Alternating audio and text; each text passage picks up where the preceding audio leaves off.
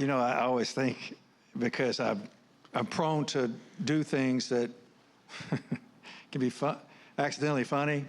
I was concentrating just to make sure I got from there, lifted my foot. Have y'all ever seen comedy? The foot hits and it keeps going, and then I fall over at your feet and bounce up and just go again. Like, okay. I was at one conference and I was about to speak. It was at a pastor's conference, a bunch of pastors. And right before I got up, I had a cup of coffee open like this one, which I'm daring everyone, myself, yeah. And I poured it all over my lap before I got up. And I had on pants like these. And, well, here we go. I just did it. So I just want you to know that I hope that I'm talking to a bunch of people who can relate to tripping across the stage. I mean, welcome to marriage. Welcome to high school. Welcome to, learning how to live. Welcome to life on life's terms. I mean, the best we're ever going to get is going to be clumsy. We really are like giraffes running on ice. I mean, that's inevitable, that we're going to get tied up in knots and, it's just going to be a mess. Now, I know at a certain age, you assume your life is going to be totally different from other people my age. And I just want you to know that would be great, but it won't be. There's no computer chip that can be inserted in your head that's going to change you or allow you to escape walking up on the earth as a human being in need of God. It's not going to happen. So it's really old people's jobs in so many ways to let young people know we've all got to bleed. It's just those who admit it and those who don't. In Mark 5, there's the story of the bleeding woman. And it's an amazing story. Jesus was on his way to Jairus' house, who everyone said, your daughter's dead. And so Jairus was the head of the synagogue. He was much more important than some isolated human being who really was not allowed to be around other human beings. In the Jewish world, if you had a bleed, you were isolated from everyone around you, including your own family. I mean, you didn't hold your grandchild. You didn't talk to your children, really. I mean, you were like a leper. You were out.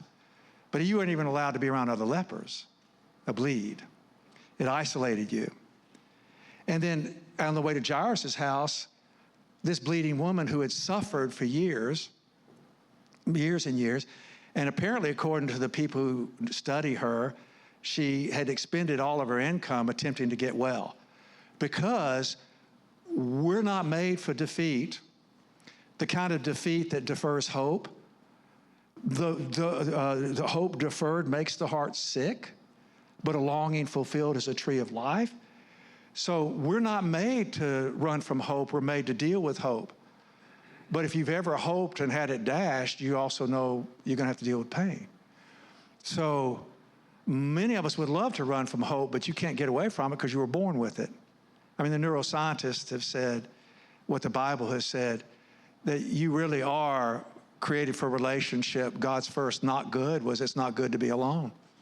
So we really do come out of the womb looking for who's looking for us. We're looking for connection. But it's not the kind of connection that gets us a great job or allows us to earn the points so that we get validated as, now you're worth something because you're the GOAT. There's no such thing as the greatest of all time. In fact, only really about 2-3 decades ago, the GOAT was the butt of the joke. Now the GOAT is considered the greatest of all time. Like, what changed? Are we more egotistical, more arrogant than we've ever been? Have a greater sense that we have the tiger by the tail and we don't need God as much because we have our phones? Well, if you have a tiger by the tail, you know never to let go. It can turn around and do what tigers do, So this woman, Jesus had a crowd around him that were going to go see, what's he going to do? What's he doing? What's he going to do? Had this crowd around him, and so he was moving about the crowd like being jostled like a famous hip hop star. I mean, he's just like, being jostled. He's trying to get his security around him with, Peter and, James or whatever. They're trying to protect him and so on. But there's a bleeding woman there who said, if I could just touch the hem of his garment, just touch the corner, then I would be okay. I could maybe this is it. She took scraps of hope, and she got into the scrum. I mean, how in the world did a person who needed to be hidden, whose job was to remain in isolation, pull off getting through the group? And I could just picture, just as Jesus was just about to step one step away, she reached out and just touched the corner of his garment. And Jesus stopped. And he said, somebody touched me. And the crowd was bumfuddled. They were like, what? Everybody's touching you. But he said, no, somebody really touched me. Well, what's the difference between everybody touching him and somebody touching him? And the difference was what she touched him with. What did she touch him with? She touched him with her hope, her longings, not looking for a fix, but looking for wellness, not looking to escape life, but finding a way back into living it again. Not like, I'm not willing to feel the pain. I'm willing to feel the pain to hold my child, to hold my grandchild, to be with my people, because I'm made for relationship. So Jesus turned, she realized that not only had she been healed, but she also had been made well. Made well meaning she was returned to relationship. The healing is what can happen for our bodies, where we dare to hope again, but the return for hope is a longing fulfilled. I get to go home. She's going to get to go home. And in the most basic sense, just, to her house, home. But she wanted to go home to how she's made, and she wanted to go home to who she's made to be. She wanted to go home to who she's made to be. And then she wanted to get to do what she's made to do all over again. Who touched me? And she said, I did. And his first word was, daughter. You belong, you matter, you're home. You can trust. You're not crazy, you're not messed up. You got a lifetime of trouble to live, but welcome home to trouble. Welcome home to continuing to pursue a hope that won't be fulfilled here. At the same time, don't stop hoping. And now we're talking about marriage. We're talking about preparation for marriage. We're talking about wanting to be married again, perhaps. But welcome to hope, and no way that it's going to be fulfilled. But do you dare do it anyway? Do you dare do it anyway? Okay, so that's what we're talking about today. I've been married 42 years. And if you would, put the Redeemer slide up if you would now. I've been married 42 years, going on sometimes 2 years. I mean, really, sometimes 10. Sonia says to me sometimes like, only in the past 5 years have you, I'm like, 5 years? What about the 37 before? And some people may have recognized that women have an extraordinary memory. But not necessarily what we want them to remember as men. I want you to remember this. How come you don't remember this? Because the tracks laid down in my brain aren't that. They're this other thing that I wish for a longing fulfilled. Okay. So marriage, just like raising children, just like having children, do you know that when you sign on to a birth certificate, yep, that child's mine. I'm committed to be with them, connect with them, raise them, hopefully let them go. But there's no such thing as ever not being a parent once you are one, because you don't get to sign off. Now, you can give the child away, you can deny the child existence, but you can't sign off on that connection that was made to be there. I mean, even orphan children always wonder, even from the best of circumstances, they wonder something. What happened and how come? I need to have my bleed turn into a scar instead of a bleed. So, I mean, it's as soon as you have a child, you have literally signed a contract of pain. And I don't mean that you don't have joy like your hat. You have joy on your hat. It doesn't mean you're not going to have joy. But it does mean that joy is got to be paid for through risk. Of what? Of your heart. And you're going to have to bring your bleed. And so I want you to know that when you sign up to have a child, you've signed up for nights that are longer than you wish they were. And you sign up for a phone call. Yeah. And the younger they are, it doesn't mean that it's more immediate how long the night is, but the older they are, sometimes can turn into long, long nights. When you get that phone call, or you're sitting at the bedside, or you're this, or you're that, or you wonder God's first question with them. And God's first question is, where are you? And that question wasn't, as we know, a hide-and-go-seek question. It was not a global positioning question. It was a question about where are you in you? Because the only way that human beings maintain connection is honestly and truly, whether we like it or not, by being known from, as Megan spoke in the song, inside out. Prayed inside out. The only way we're known is from the inside out. And that bleeding woman that Jesus touched was the only one who was known. Out of that whole crowd, there was just one person known, and only one person received the blessing. But the blessing that she got was a ticket back to pain. I mean, joy, yes, but pain. Back to family. So here are your options in life. Keith has to be. This is a different talk than the first one, so if you missed it, you could check them out. I don't want to tell you this, but I got to. Here are your options in life. You can be miserable, option 1,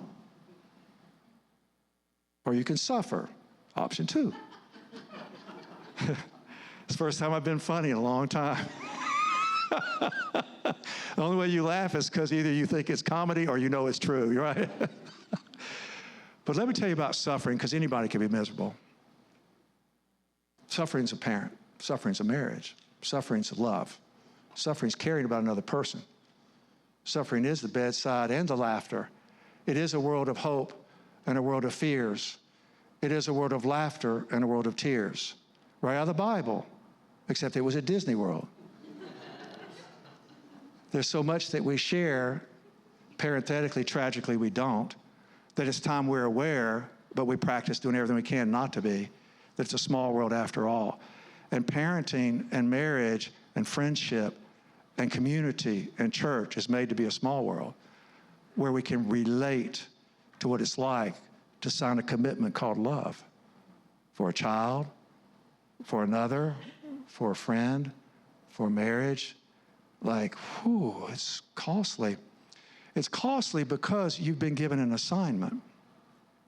In marriage and in parenting, you've been given an assignment in being a person, which means that you're going to have to acknowledge, I'm willing to suffer. But if you're miserable enough, you will be willing to suffer. If you're clinging to this idea that there's some way to escape covenant with life or commitment of heart in life, then you're going to be miserable. You're going to be miserable because you are isolating yourself from having to admit there's a bleed or the need. Need and bleed's the same thing. Feelings and bleed, that's the same thing. Longings and bleed is the same thing. Desiring good, planning a party of joy is a bleed because you're putting out all the effort and you're anticipating and you're hoping. And when it's fulfilled, it's like, oh, that was so wonderful, but you bled to get there. I mean, you're investing in hope. And you know, hope can turn sideways quickly. Lake Michigan's considered one of the toughest places to sail, worse than the ocean is a lake. I mean, how are you going to die out there? Well, there are more shipwrecks there in that smaller body of water compared to the Atlantic Ocean in terms of comparative size and the numbers of ships that have sailed on it. Because suddenly, or the Sea of Galilee, the same way, suddenly it can just turn. You went out on a sunny day hoping that, you know, so-and-so, and all of a sudden you're capsized and you forgot their life jackets because it was smooth sailing. It just turned. Life can turn, but do we hope anyway? So suffering doesn't mean badness. Suffering means this. Suffering comes from the word pathos. Pathos means feelings. Joy included.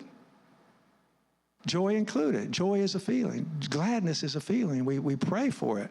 But we don't live in the place of everything sweetness and light everything's candy and nuts. Do you know? It's not Christmas all year long. And some of you have been to some Christmases you don't ever want to go back to. You know, whether it was childhood or last year. You know, you're like, growing up was great, but with these people, this is terrible. It's called your in-laws or whatever it happens to be. Do you know? Or that crazy uncle that you are.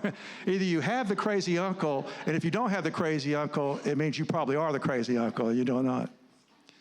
So the word suffer, it comes from the word pathos.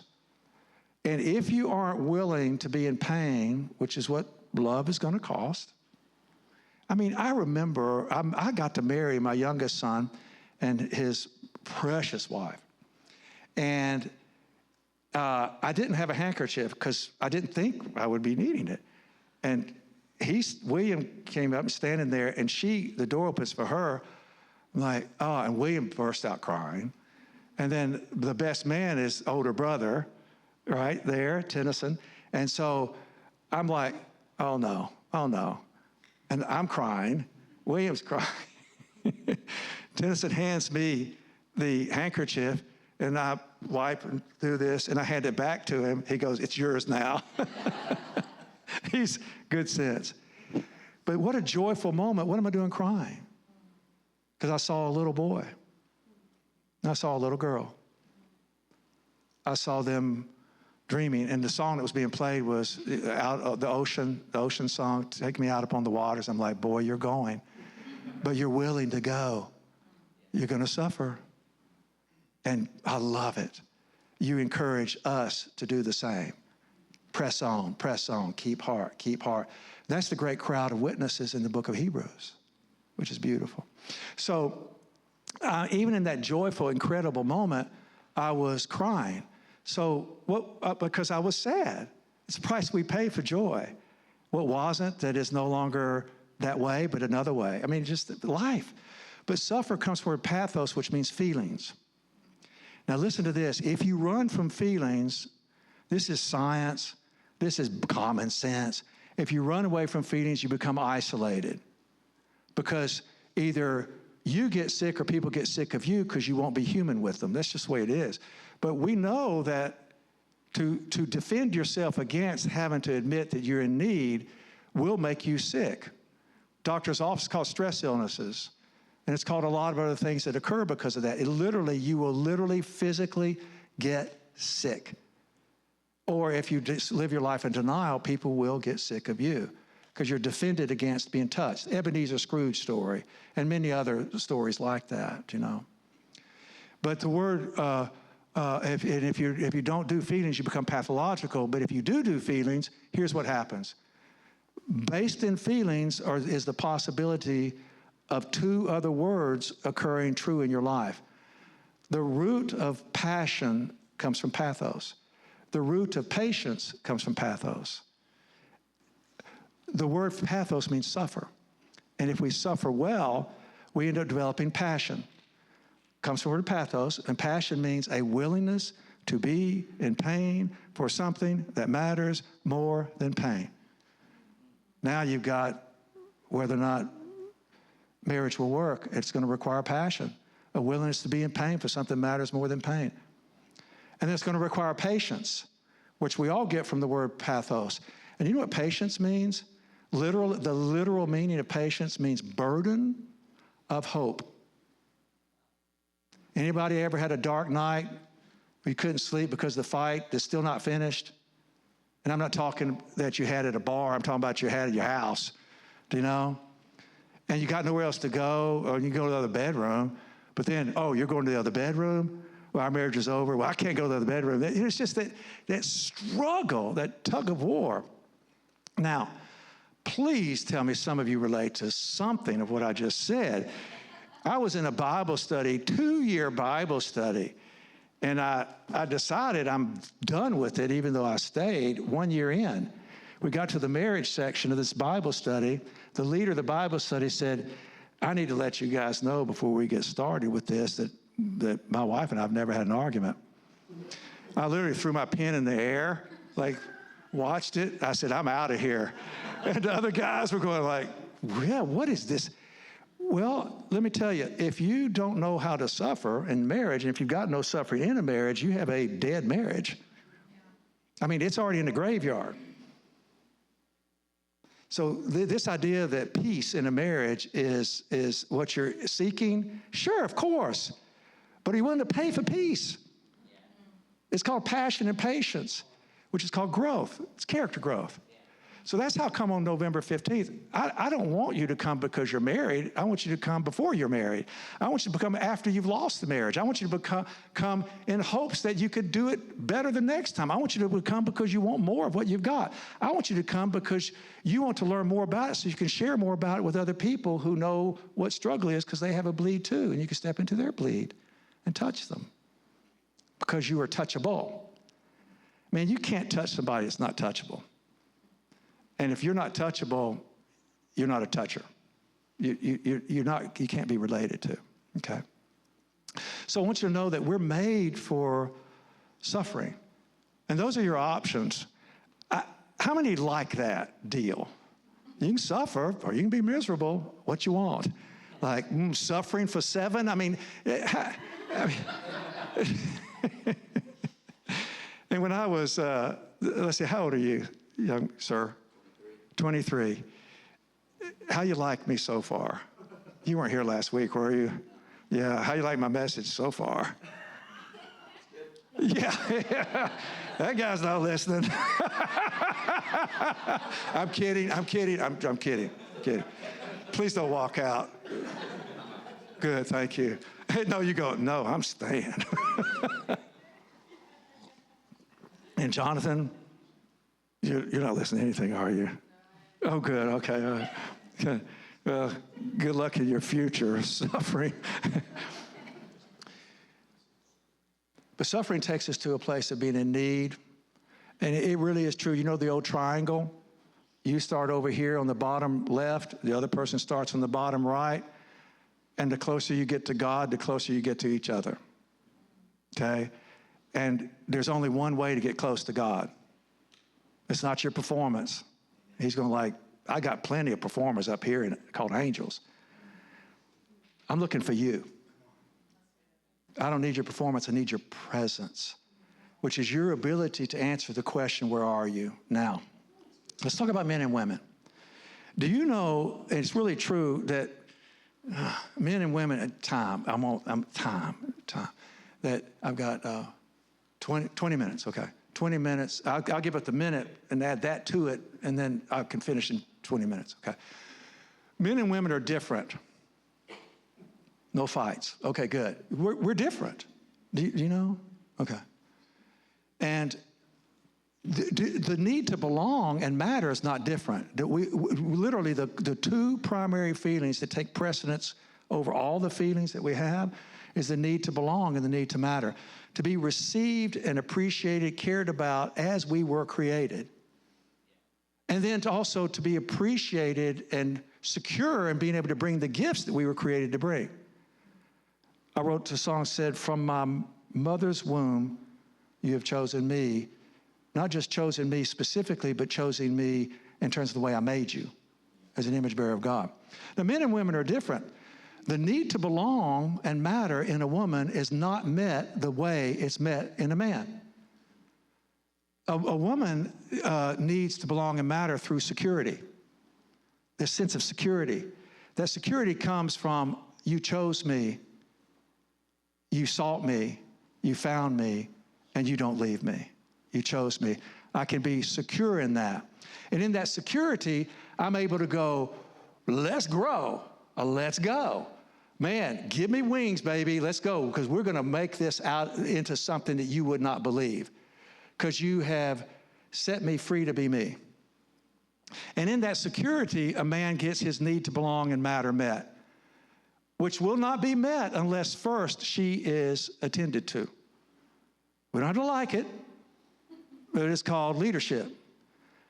And if a woman is secure in heart, belonging and mattering, she's very likely to address what most touches a man in terms of the territory of needing to belong. It's called appreciation. Appreciation. Don't do the respect. No. Appreciation trumps respect. Respect comes post-appreciation, just like, hey, thank you. This is good. Now, I want you to know that God has a name for the assignment of what he calls a man. And God has a name for an assignment for what he calls a woman. Though we are all image bearers of God with equal worth, and I mean 120% equal worth, 120%. But what's amazing is that Goel is the name for the assignment of a man as an image bearer of God. It's called Goel, G-O-E-L. It's Hebrew. And it means kinsman, redeemer. It means I can relate to you, and I came here to let you know that you are chosen if you will receive me. You're chosen by me. Will you receive me? It's not like I pick you and I do this. It's will you? In other words, that Goel has made himself vulnerable out of his hunger for, desire for, longing for, wishing for, hoping for her to choose him back. And Ezer is the Hebrew name for the assignment of a woman. 21 times in the Old Testament, the word Ezer is used, the Hebrew word for woman. And 19 of the times the word Ezer is used, it's not referring to woman, it's referring to God himself. Do you hear that 19 times in Scripture God is referred to as Ezer, which we associate with woman? 2 times it refers to woman. That means that she's got a good name. Ezer. Not Redeemer Ezer, but support, help. It means strength. It means power. The Ezer means I am your help on the way. I will be there. I stand in it. It's like, this is a very powerful, beautiful word called woman that God uses for himself 19 other times, twice for the assignment of woman. But if the man doesn't show up as Goel, it reduces the opportunity for power and strength to be expressed through security. We're made for each other. Not just, friendship only, but we're made for each other in terms of the heart. We're made to connect with each other. Now, Jesus says in John 14, that's where this piece is coming here. Now, marriages are destroyed all the time, as I was doing everything I could to destroy mine, because that's what men have been trained to do, is destroy relationship accidentally in the name of doing it right, because we weren't taught correctly. I didn't even know what I'm telling you until 5 years ago. Freaky 67? Come on. Oh, come on. Come on. You think we've had some bad nights? Yeah.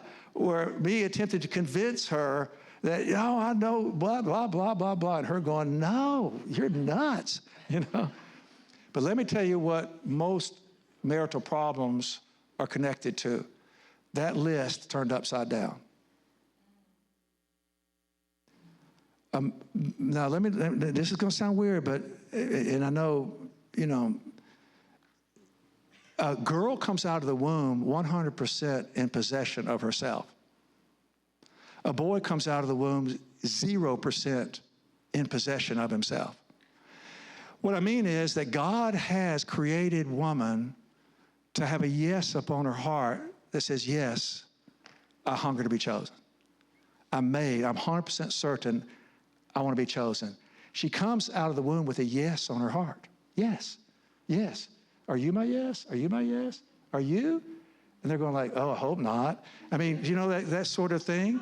This isn't a good idea, And that's not just for procreation. It's not just biology.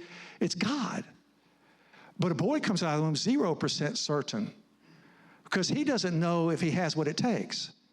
He's not sure if he's made right. He's not sure if he would be chosen to take the river with. A boy comes out needing confirmation, affirmation from men. Like, you're made right. Oh, you're good. And that's how come it takes about 5 men to teach one man how to love one woman well. And I don't mean that women don't need women. I'm just saying I know for sure men need men. Because men make men better men, which means they make them more able to love. Because a man has to get with other men and say, do you believe I'm made right? Good gosh, how vulnerable. It's as vulnerable as looking at the woman and say, will you choose me back? I choose you. Would you let me be with you? A man has to say, do you think I have what it takes, Daddy? Am I made right, Daddy? Am I good, Daddy? Am I going to be strong too? Will I be like you? I hope not. I hope you'll be better.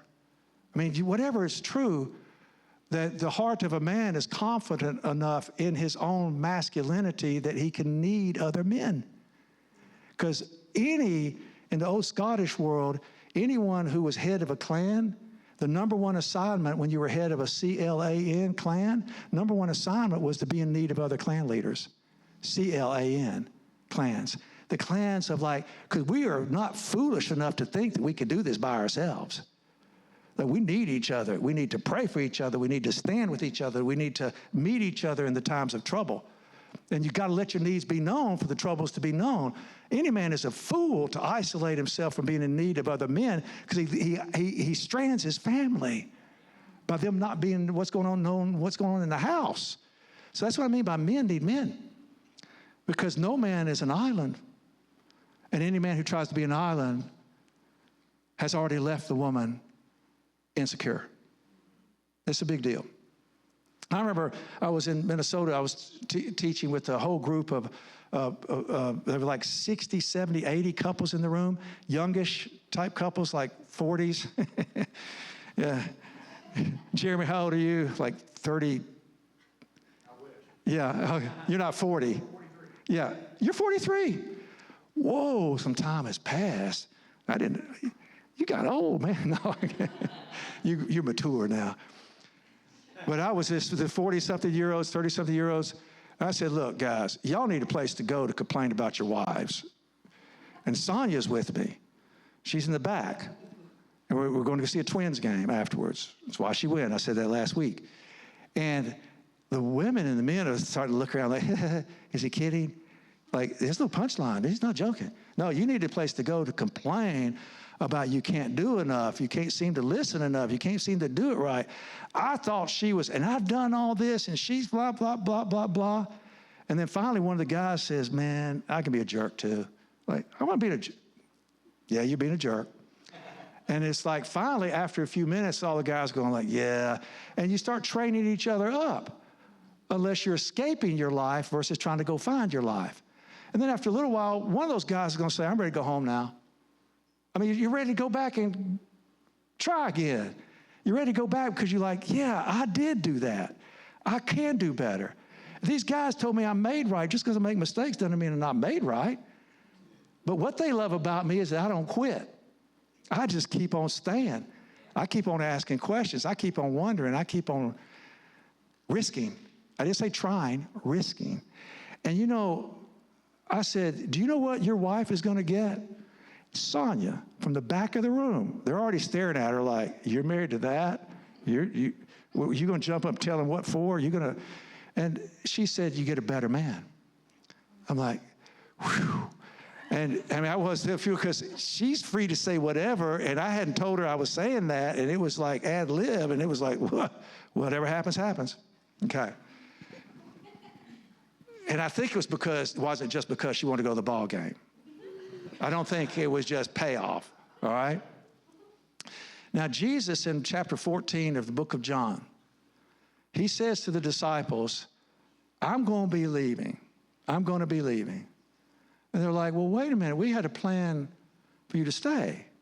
And they said, well, where are you going? He said, I'm going to go prepare a place for you. And then I want you to know I'm going to come back and get you. And when I come back and get you, I'm going to take you with me. Now, do y'all remember that Jesus is called the head of the church? Jesus is called the bridegroom, and the church is called the bride? In other words, Jesus says, I'm going to go prepare a place to come get you because I want to marry you. And earlier in the book, later in the book, a chapter later, he says, I chose you before you chose me. Do you know that Jesus is declaring himself as a husband who wants to marry us, okay, if we're willing to be chosen. Now listen to what happens. In the old days, what we call engagement now, what's called betrothal. Betrothed. It's what Joseph did with Mary. He betrothed her. And then when all of a sudden things got messed up, he's like, well, I'm not sure about this. I'll just put her away quietly. But do you know if he put her away quietly, do you know what she would have become? A bleeding woman.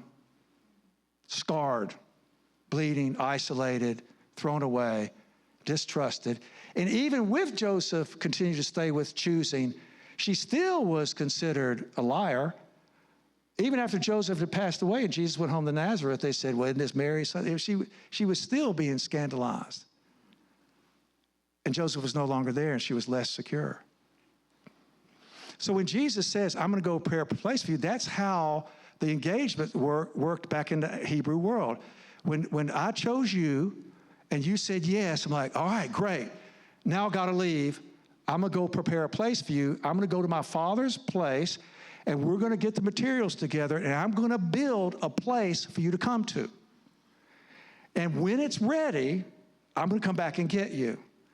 And so this man who's hungry to get with this woman, he's like, Daddy, is it finished yet? Son, no, it's not finished yet. Okay. So then he goes back and he works. He's making a new trunk out of olive wood. He's using cedar planks to build new supports for an extra room. He's expanding the place for her to expand herself. He's expanding the place for her to be free to grow because she's secure. But what was amazing was back in the ancient times, until the Father said, you're ready, you couldn't go get her. And then when he finally got everything ready, the Father said, it's ready. Go get her. Now, what do you think she was doing in all of this waiting time? Because she laid her hope on the line. I mean, she said, I hope you're who you say you are. I hope you're made how you say you're made. I hope you're whose you say you are. I hope that you're with other men growing. But she had to wait in fear. She had to wait in sadness. She had to wait in loneliness. She had to wait. And she had to hold on to this passion, this willingness to be in pain, to be with him for a period of months, a long period of time. And then finally her Redeemer came. Your hope isn't foolish. I'm here. She's like, you're here. Let's go. Because of you, I can. We will do this together, what we cannot do apart. But see, what he did was redeem her. In the book of Boaz and Ruth, Boaz is called a kinsman redeemer. He's called a Goel, who is in pursuit of Ezer. Now, Boaz is a special guy. He's not like the other fellows around him. He gets what it is he understands a bleeding woman. He may as well be called the Good Samaritan. See, Boaz's great-grandmother, if not grandmother, her name was Rahab. Rahab was a foreigner who wasn't accepted by her upbringing in the culture that she got absorbed into. She's the prostitute who helped Joshua conquer Jericho because she said, I've heard of your God and I've heard what he's doing. She said, will you choose me and my family if I risk with you? And they said, yes, the scarlet rope. And so when they came and got her, but Rahab was absorbed as a foreigner into the community, and we never hear from her again, except she's in the line of Jesus. Rahab, the prostitute, is one of Jesus' kinfolks, out of her own genetic body. Well, Boaz knew the story. Unlike the men around him, he had a compassion for wounds, a compassion for hope. He had a compassion for not being understood. He had a compassion for a foreigner. In other words, somebody who wanted to live fully alive in a world that's broken and beat up. So Ruth was a Moabite. Ruth had already exposed her character. Ruth went into the corners of the field. Now, if you were compassionate, if you were a redeemer, you cut the corners of your field. See, you harvested in circles, circle out, And if you cut the corners, it means you left a lot for the people in need. A redeemer recognizes people in need and makes sure that they are taken care of. How come? Because he relates to them. Not because he's so good, it's because he knows he is one of them. Boaz knew he was Rahab's grandson or great-grandson. He didn't run from being human. He knew suffering and was willing to cut the corners. Do you know that the bleeding woman wanted to touch the corners of Jesus' garment? Boaz was cutting corners to leave a place for this woman of a tremendous character. Where your people go, I will be. Where you die, I will die. Don't push me away. Don't get rid of me. It's a beautiful story. So I'm saying that the trouble with most marriages, with most of us in relationship, we flip the script. We provide, which proves that we are made right, and that provision needs to be your security. You're protected, and therefore I'm going to be appreciated for your being your redeemer. No. That goes against how God made us, and it goes against the woman's heart. Because she didn't come in this life saying yes to be provided for. She came in to say yes to being chosen. Somebody she would relate to, who would step into it with her and be able to stand in full with it. But a man can't do that unless he has other men. And most men aren't able to cry with other men. Most men aren't able to express their insecurities with other men. Most men cannot talk about the depth of loneliness in their marriage with other men. Most men can't talk. We just can't talk about those things because we're all about our worth is wrapped up in how well we provide. So Jesus calls himself the Redeemer, and he called Boaz a Redeemer. And God's assignment to a man is Goel, to be a kinsman, relator, Redeemer. In other words, go make sure that woman's heart is set free so that she can be the easer in your life and others' lives. That's where the Proverbs 31 woman. Now, reality is, men have been given strength. We have been given strength that we abuse. Because we would rather not have to be the kinsman relating to other people. Now, go to the next slide. Now, remember, this isn't about perfect marriage. It's about being willing to suffer well for love's sake. If you want to talk about marriage, you're talking about I'm willing to suffer well for love's sake. And an alcoholic, for example, is wedded to something other than her, or she is wedded to something other than him. In other words, they're involved in an adulterous affair if you're in an alcoholic world. So that person's living alone. So if a man is not capable, this is counterintuitive, and I know it's almost time to stop. But if you want your woman's heart, and it's like every man wants the woman's heart, and she's born with a yes, but if you abuse her heart, then she has to hold her heart and just give her body. And what's amazing is in the premarital world, like one of the most tragic things that we can do as men is that we say we're saying yes to her heart, which is saying yes, and then instead of waiting to make sure that the covenant has been established, we pursue her heart, and a woman is made to say yes, and where her heart goes, her body will follow, and her body ends up being used, and the man isn't in covenant with her, and now she is scarred and wondering if she's worth being chosen. You reduce the woman's capacity to say yes to life and everything if her heart isn't chosen above everything, because her heart's saying yes. She can be fooled. And where a woman's heart says yes, her body follows. It's vital. And I know it's old-fashioned, and I know I live in a world like whatever, and I know we've all messed up, and all say, you're going to mess up, you're going to mess up. He's called a redeemer. But will we participate in the redemption? Will we as men receive the redemption? Will we as women, you as women, receive the redemption to set your hearts free? But that only occurs as far as the man's concerned. The man has to become a person who's available, vulnerable, and gentle. Guys, evolutionary biologists have proven that herds, mammal herds, only thrive through leadership gentleness. They will protect the outside of the herd, but inside the herd, they receive the wounded, the struggling, the singular, the limping, the mama, the on and on, okay? So gentleness means able to be leaned against. Unless a man is drawing strength from other men, he isn't able to be leaned against because he believes that he can only take his troubles home. No, men need to disperse their troubles with other men so they don't take their troubles home. They take their Redeemer home, who's ready to hear what they are suffering. So gentleness is a capacity to be leaned against. Availability means that you can relate to what it's like to be a feeling creature. And vulnerability is a willingness to be hurt, but not harm. Willing to just be hurt. Listen, let me tell you, no one in my life has hurt me more than Sonia, my wife, the person I'm married to. I mean, because I love her.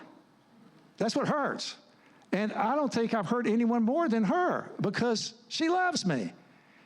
And if you can't suffer, man, you can't do marriage because two human beings hang out together more than 3 days. One of you is going to mess up. It's going to happen.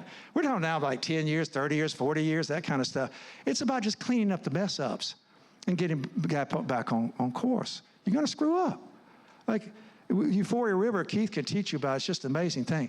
But if you do these things as a man, you will be providing, creating an atmosphere of safety, support, and stability. And if you create an atmosphere of safety, support, and stability, you can have date nights and she'll want to go. And in other words, you're not assigning her pursuit of her. And they would say, you don't assign her pursuing you. It's you as a man or the pursuer to pursue her. Now, she can decide where to go. She can help with how to arrange it, but you're the one making the invitation. And you're inviting her to the dance, and you're saying you will not miss the dance. The dance is life happening in all of its pain and all of its pleasure. In other words, you're not going to run from the pain to make sure you get to have the pleasure. You're going to stay in the pain in the hopes of the pleasure, and the pleasure is going to let you remember how you can stay in the pain. See, the memories of what we've had allow us to stay in the pain when it seems like it's all lost. And man, you're going to mess up. And now more than ever, the mess ups are pursuing us through media. Used to you had to go look for trouble. Now trouble's looking for you in a big way, okay? And then if that happens, the dance. Now, okay, quickly the magic. Let me tell you how to listen to a woman, and I'm going to kind of cut through this. Can I do it? Yeah. Okay. Let me tell you how to listen to a woman, because the number one problem that's symptomatic of a lot of problems is that women say, he doesn't listen to me. Have any of you men ever heard that, and has a woman in here ever said that? No. One person. Okay. You and I are together.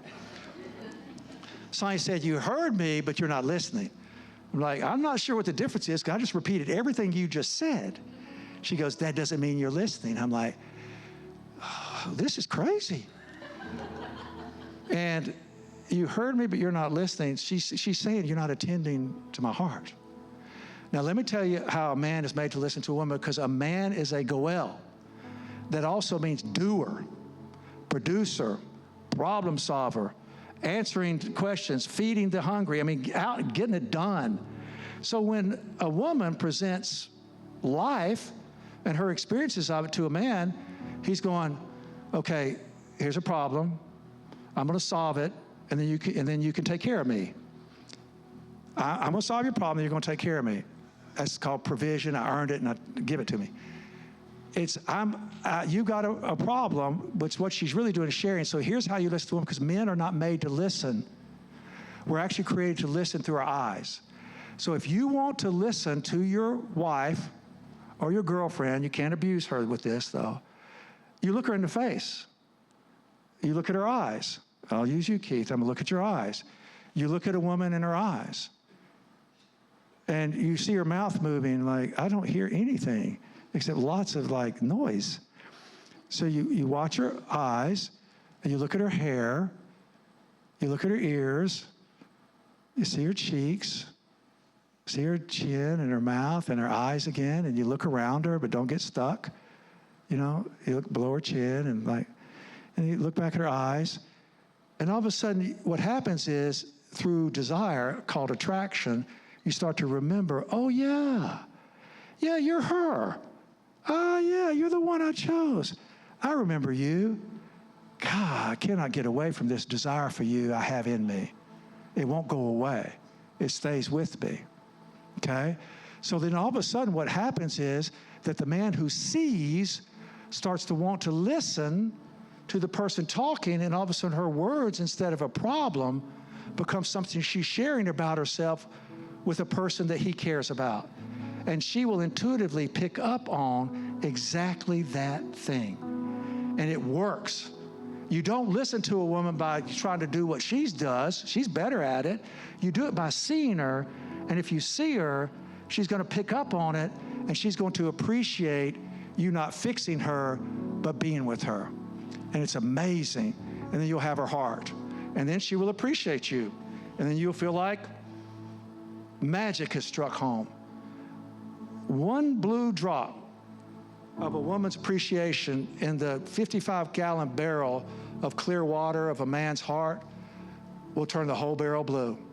Women are extraordinary strength givers, extraordinary, powerful people, but extraordinary help, extraordinary support, if men will open themselves up to the experience of it. But it starts ultimately with taking how we're made and becoming good dancers. We know how to cry. Becoming good at dating. I'm not ever going to stop pursuing you. I'm not leaving our social life up to you. I'm in pursuit of you. And then great listeners, because we never leave behind desire. And I noticed as we get older, we're a lot older, I've noticed that with Sonia, I know you hear old people say this all the time, but she's old. They don't say that, but they say this part, and I always thought they were lying. She's old, and she's beautiful, because it's not her skin. It's who we've intertwined each other with over years. Sometimes a lot of sleepless nights. So what? I chose suffering. All right. God bless you. So good. So good.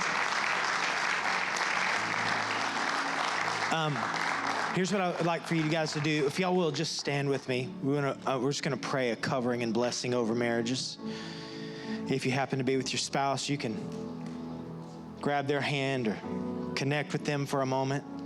I want to just say one thing. I had a chance to say this in the first service. It's entirely possible you never heard anything like what Chip just said, and you haven't, especially if you're a man, you have not done vulnerability very well. Likely because you were never taught, never trained, never discipled, never given tools, never even shown any semblance of what he just described. And if that's true, then you will hear these words about being present and vulnerable and feel a ton of what we would call toxic shame. Shame that's making you feel like you're a failure, done awful, done bad. And the power of the Spirit of God is to receive when we've fallen short, to say, yeah, but I'm a redeemer. I redeem you.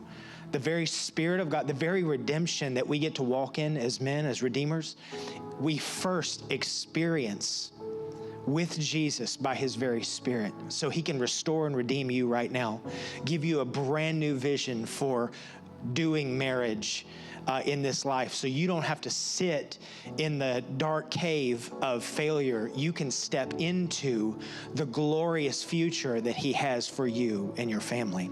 And I say that to you if you're here and a female and you were hurt and wounded and have not done vulnerability well and not been open and not been willing to enter into the pain. There is redemption and life and hope and goodness for you.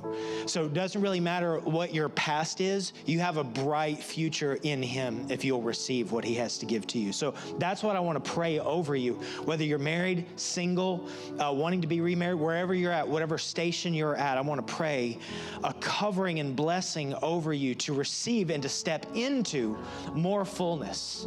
God is, in our 20-year marriage, I feel like only in the last 2 years have I started just a little bit what Chip was describing. And I have like 40 years to go of doing this well. So if you want to jump on the train with me of maybe didn't do it well in the past, but can step into something glorious, clunkily, messily, then you're invited into that.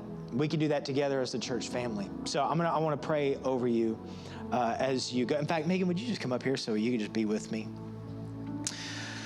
And Megan knows that I as clunky as it comes in this. But we're going to pray over you, just something fresh, a fresh start, fresh life. Father, right now in the name of Jesus, because you gave your life as a ransom so we could be made free and whole.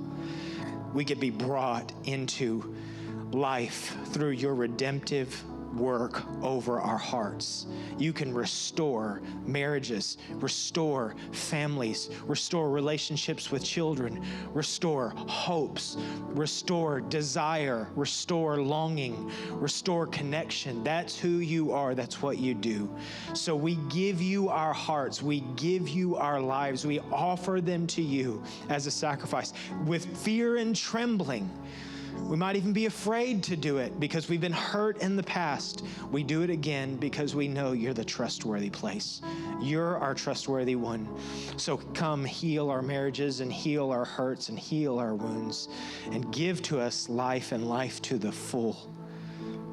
We trust you, God, and we thank you for these words. We bless you. We honor you. We receive again your goodness and promise. And it's in your name we pray. Amen. Amen. All right, listen to me. We're going to do a benediction and covering as we go. If you're going like, I want to learn how to do this better. Number one, there's a free Bible study guide that you can use that goes along with several podcasts that Chip did on this very subject that you can go get. It's free. It's a bound copy. Go get it.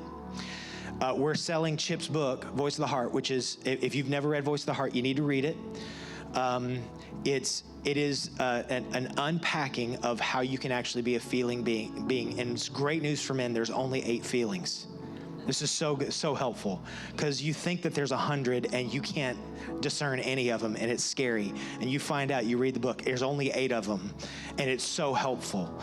So if you're a dude and you're like, I don't do feelings, no, none of us do, but we do. It happens all the time, but we got taught to suppress it. So we're not going to do that anymore. So you got to learn what to do with those feelings when they pop up. So you got to read the book. So $5, or if you promise to read it, you can have it for free. You read it cover to cover, you can just have the book. Okay, $5, and then put on your calendar November 15th to just come get equipped with everything that was given over the last couple of weeks. You have in the course of a day what Chip can unpack and doesn't have to rush through because we put a time limit on him. That's what we have. I'm going to pray a blessing over you, and then we're going to have a couple of prayer partners. If you want prayer covering, maybe you need some fresh life in your marriage, we'd love to pray over you and just be a blessing to you. So we'll be up here ready to pray as we go. May the Lord bless you and keep you. The Lord make his face shine upon you and be gracious to you. The Lord lift up his countenance upon you and give you peace. In the name of Jesus, we pray these things. Amen. Amen. Blessings, guys. Love y'all. We'll see you next week.